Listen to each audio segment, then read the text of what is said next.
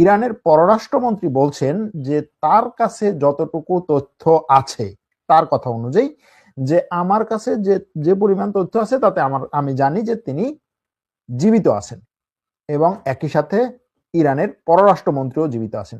তো এর মানে হচ্ছে ইরানের পররাষ্ট্রমন্ত্রী নিজেও নিশ্চিত না যে তিনি একেবারে 100% নিশ্চিত। তার কথা হচ্ছে আমার কাছে যতটুকু তথ্য আছে তাতে আমি জানি যে তিনি জীবিত আছেন এবং ইরানের রাষ্ট্রপতিও জীবিত আছেন, এরকম কথা।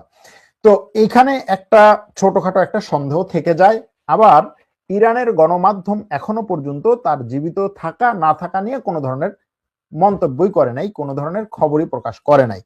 এটা নিয়েও কিন্তু পশ্চিমা গণমাধ্যম ব্যাপক পরিমাণে হচ্ছে ক্রিটিসাইজ করছে যে ইরানের পত্রপত্রিকা, ইরানের গণমাধ্যম যেহেতু এখনো বলছে না সে জীবিত আছে নাকি মারা গেছে, সুতরাং মনে হয় সে মারা গেছে। তো এই ধরনের ঘটনাগুলো, এই ধরনের খবরগুলো পশ্চিমা গণমাধ্যম বিভিন্ন সময় করে। যেমন ধরুন এটা সবচেয়ে বেশি হয় হচ্ছে উত্তর কোরিয়ার নেতা কিম জং উনকে নিয়ে। যখন কিছুদিন কিম জং উনকে নিয়ে ওই দেশের পত্রপত্রিকা কোনো ধরনের খবর না করে বা এরা বাইরে থেকে এরকম স্যাটেলাইট ধরে দেখে, আচ্ছা সে এখন কোথায় গেছে, টয়লেটে গেছে, আচ্ছা ঠিক আছে সে এখন কোথায় গেছে, বাইরে যাচ্ছে, এরকম ভাবে তারা যখন তাকে কোথাও খুঁজে না পায় তখন বলে যে হ্যাঁ সে মারা গেছে, কারণ হচ্ছে 1 সপ্তাহ পর্যন্ত তাকে নিয়ে কোনো কথাবার্তা নেই।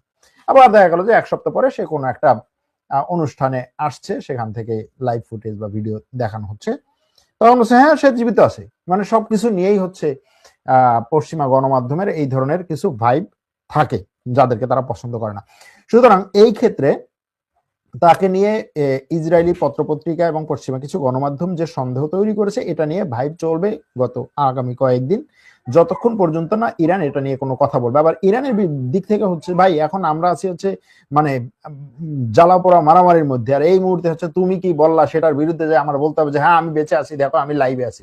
এটা করার তাদের কোনো এই মুহূর্তে কোনো মানে এইরকম লাক্সারি নাই তাদের, এবং তারা করবেও না, স্বাভাবিক।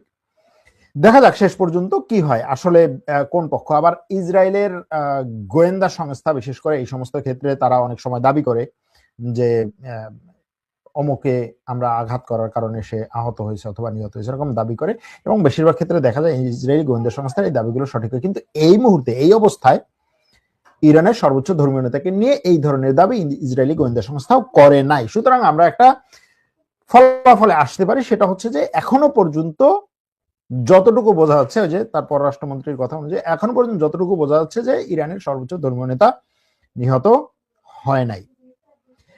এবারে ইরান তার মোক্ষম অস্ত্র ব্যবহার করেছে। মোক্ষম অস্ত্রটা কি? মোক্ষম অস্ত্র হচ্ছে হরমুজ প্রণালী। ইরানের বিপ্লবী গার্ড ঘোষণা দিয়েছে তারা ওই অঞ্চলে থাকা সব বেসামরিক এবং ব্যবসায়ী যত জাহাজ আছে সব জাহাজকে তারা বার্তা পাঠিয়েছে যে এই হরমুজ প্রণালী বন্ধ, তোমরা এই হরমুজ প্রণালী দিয়ে আর চলাচল করবে না। হরমুজ প্রণালী নিয়ে একটু আলোচনা করার দরকার, ম্যাপ নিয়ে আলোচনা করবো, ম্যাপ দেখে আলোচনা করবো। তার আগে ইরানে ইসরায়েলের হামলা এবং ইসরায়েলের বিরুদ্ধে বা ইসরায়েলের সাথে আরো যত দোসর আছে তাদের বিরুদ্ধে ইরানের পাল্টা হামলা নিয়ে একটু